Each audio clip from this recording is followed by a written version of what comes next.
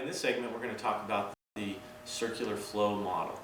I recommend that you teach this lesson early on in your course during the fundamentals section of your curriculum. The circular flow model is something that you can carry on with you through the rest of the course, and you get a lot of mileage out of it if you take the time early on to teach it to the kids and have the kids, I have the students memorize this model as part of their first test. I highly recommend this new book that's been put out by the National Council on Economic Education.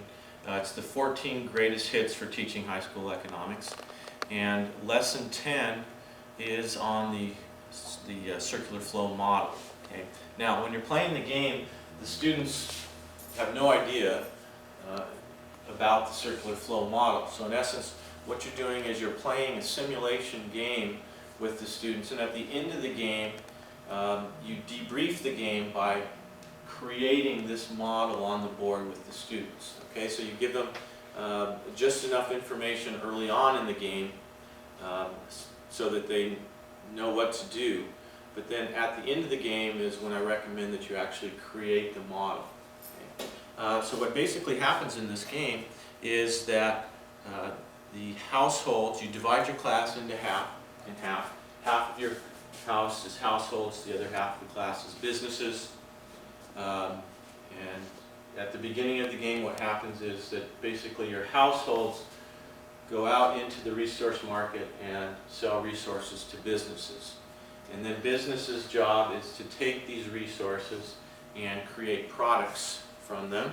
So in this game, your product is called an econo, and the students go out then, and the businesses then sell these finished products to the households. And in essence, then, as you're sort of talking through and prepping students with the game, is that the kids that are businesses realize that ultimately, hey, I started the game with cash, and in essence, I'm finishing the game with cash. And the households realize that that there are both sellers and buyers, and that they play two roles in the economy. What you can then go on to do is to add the government sector with the students. So at the end of the game, the government has not played any role in the business or in the simulation game. And then this is a good time then to get into the conversation of, you know, how much of a role do you want government to play in your economy. You can also at this time could even bring up the concept of, you know, fiscal policy. Of course, at this point, you're not calling it fiscal policy, but kids do realize through playing this game that there is ways for there to have less, to get money out of circulation here. They are sophisticated enough to realize that when the government raises taxes, that will decrease the amount of money in circulation. And then you're setting yourself up, in essence, for your section on measuring the health of the economy. You can also talk to the students about entrepreneurship with this model, and the fact that usually when Henry Ford was asked how much should you pay your employees, his answer was, well, I pay my employees enough to where they could afford to buy a car.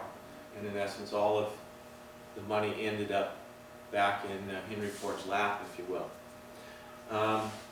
Now, I wouldn't, with your college prep classes, I wouldn't recommend adding the foreign sector at this point, but if you do teach advanced placement economics, you can even throw in the foreign sector at this time, so that the students do have, early on in the course, do have this full model with which they can work